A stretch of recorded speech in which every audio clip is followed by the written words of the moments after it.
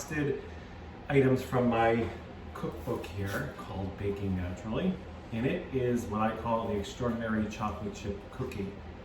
Now, because we are in the middle of a coronavirus shelter-in-place order, there are many things that you can't find at the grocery store. So this recipe is going to vary a little bit differently than what I outlined in the book, but it comes out just as good, if not a little bit better.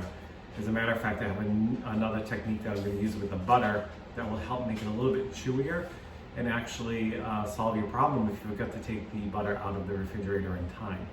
So with that, let's get going and let's get baking naturally. Okay, to make this chocolate chip cookie, we're going to start off with melting some butter. This recipe calls for 22 tablespoons of unsalted butter.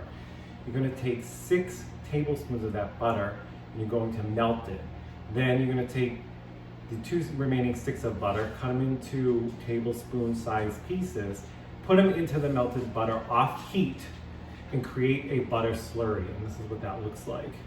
Take a whisk and just combine all the butter together.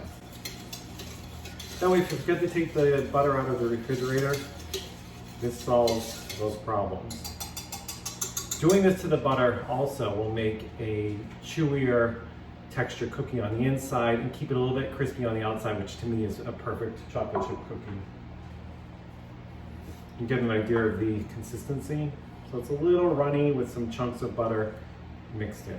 Now have your stand mixer here with a paddle attachment. If you don't have a stand mixer, you can use a hand mixer, or you can do this by hand. So let's get started. First we have the butter. Take the butter and put it into the bowl of the standing mixer. To that, add 1 cup of granulated sugar. This is an organic cane sugar. Then 1 cup of dark brown sugar packed. It can be light brown, whatever you have in the house, it really doesn't matter, but this just gives the final cookie a slightly darker color.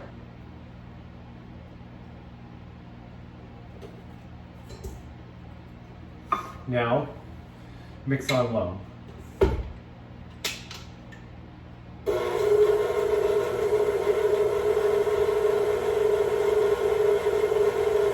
Stopping to scrape down the sides of the bowl from time to time. You don't have to do this too often here.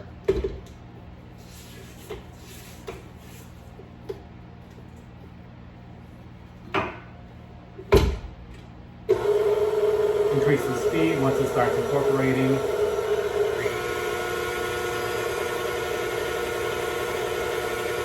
You're going to mix this for about a minute and a half. And this is what it will look like. I think we've made baking a little bit too intimidating for a lot of people, so I'm trying to get it back to sort of the basics and make this very easy and something that you'd want to do on an ongoing basis rather than go somewhere to buy something already prepackaged, which is usually never as good as what you can make at home. So to this mixture, we're going to add eggs. 2 large eggs, add them one at a time. Letting each egg combine, so you add the next one.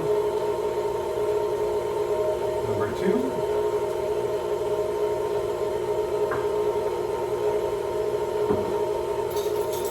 Let that combine nicely. You can turn up the speed a little bit.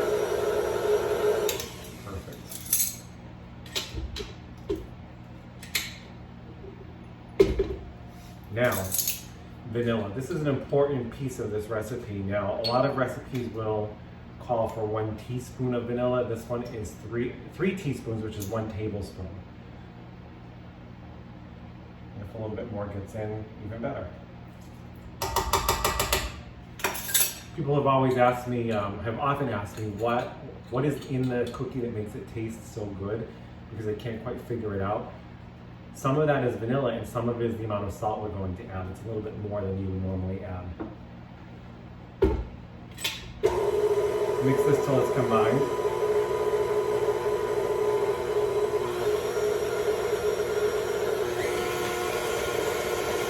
Do this for about another 30 seconds to a minute. Perfect. Now, the flour mixture. So in this bowl is 3 cups of organic all-purpose flour. And then we have 1 teaspoon of baking soda. Pink stream here is our organic Himalayan fine grain pink salt, which is my favorite, and you should try it.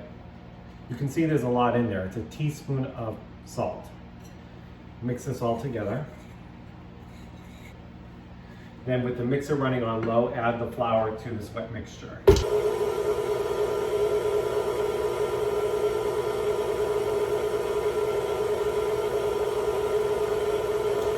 Just slowly add it in there.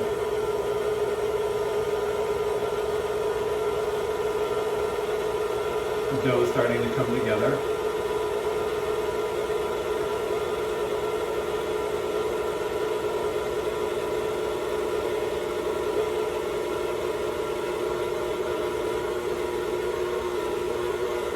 And then shut that off before it's fully combined, because we have a couple more ingredients to add.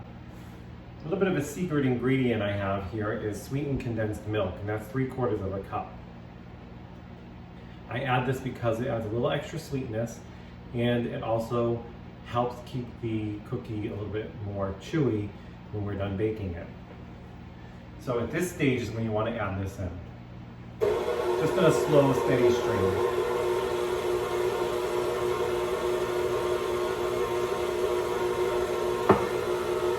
Mix this until it's combined. It should take another 30 seconds. Now, we have a cookie batter. It's a little softer than you would normally think of because of what we did with the butter. That's exactly how we want it. Now let's talk about our chocolate. This recipe calls for a total of 4 cups of chocolate. Now, because of this inability to get ingredients when we need them, I happen to always have chocolate chips on hand. However, I tend to always use bar chocolate that I chop myself. It just has a little bit better melting quality to it than chips, but believe me, chips are just fine. Use a higher quality chip if you can find it, otherwise use what you have.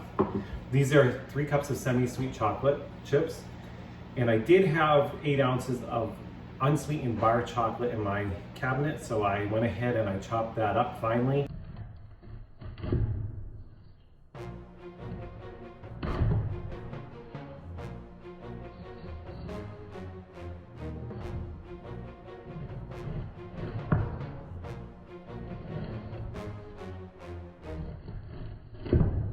Pour all the semi-sweet chocolate chips in.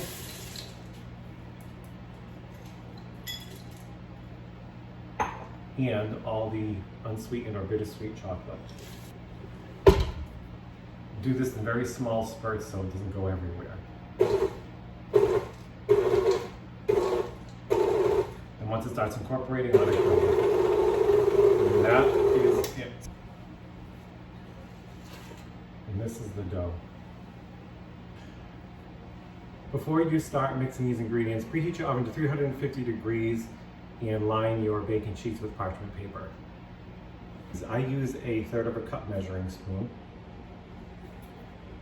Scoop the batter out with a knife to help you release it. And fill the baking sheet with cookies.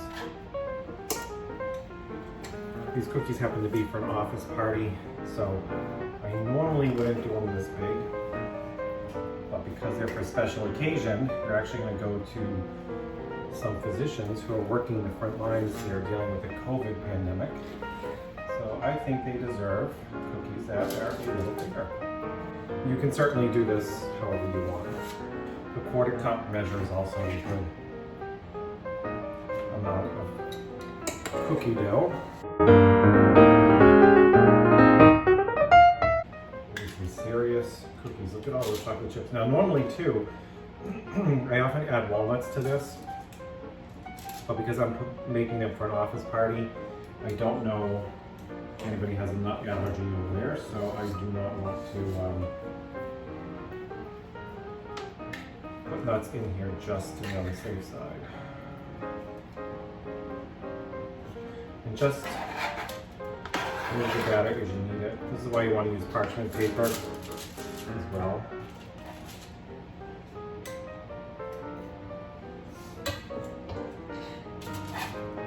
There you have it. They don't have to be any more perfect than that. Beautiful chocolate chip cookies ready for the oven. And there you have it, the finished chocolate chip cookie. You can see the texture of the cookie is nice and soft.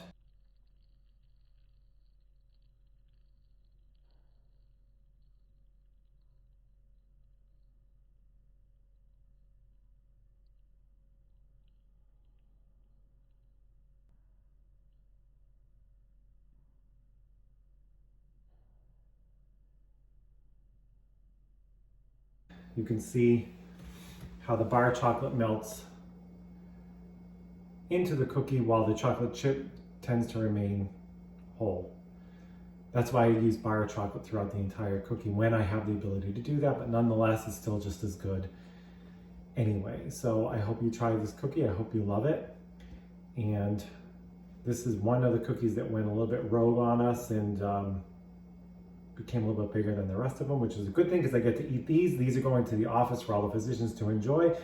This is the cookie. It's soft, it's chewy, it's delicious, it's amazing, and I hope you enjoy. Thanks for watching us grow this channel together and continue to bake naturally.